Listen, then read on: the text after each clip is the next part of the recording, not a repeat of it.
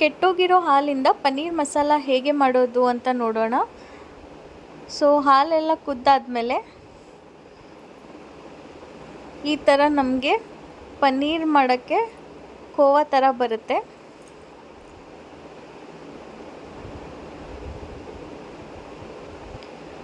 ಇದನ್ನು ನಾವು ಕಂಪ್ಲೀಟಾಗಿ ನೀರಿದ್ರಿಂದ ಹೋಗೋವರೆಗೂ ಬಟ್ಟೆಯಲ್ಲಿ ಸುತ್ತಿ ಇಟ್ಬಿಡಬೇಕು ಅರ್ಧ ಗಂಟೆವರೆಗೂ.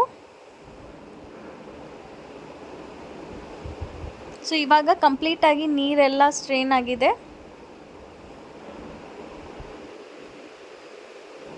ನೆಕ್ಸ್ಟ್ ಮಿಕ್ಸಿ ಜಾರ್ಗೆ ಹುರ್ಕೊಂಡಿರೋ ಅಂಥ ಟೊಮ್ಯಾಟೊ, ಕೊಬ್ಬರಿ, ಈರುಳ್ಳಿ ಮತ್ತು ಎಲ್ಲ ಮಸಾಲೆಗಳು ಧನಿಯಾ, ಗಸಗಸೆ, ಮೆಣಸು ಇದೆಲ್ಲನೂ ಗ್ರೈಂಡ್ ಮಾಡ್ಕೋಬೇಕು. ಇನ್ನೊಂದು ಪ್ಯಾನ್ಗೆ 1 ಟೇಬಲ್ ಸ್ಪೂನಷ್ಟು ಎಣ್ಣೆ, ಸ್ವಲ್ಪ ಸಾಸಿವೆ, ಜೀರಿಗೆ,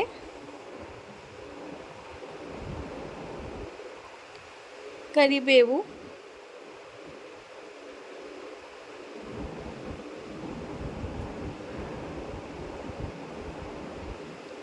ಈರುಳ್ಳಿ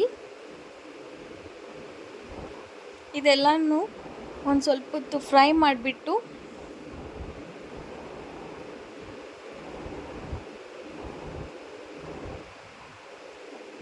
ಇದಕ್ಕೆ 1/4 ಚಮಚದಷ್ಟು ಅರಿಶಿನ, 1 ಚಮಚದಷ್ಟು ಉಪ್ಪು, 1 ಚಮಚದಷ್ಟು ಖಾರದ ಪುಡಿ,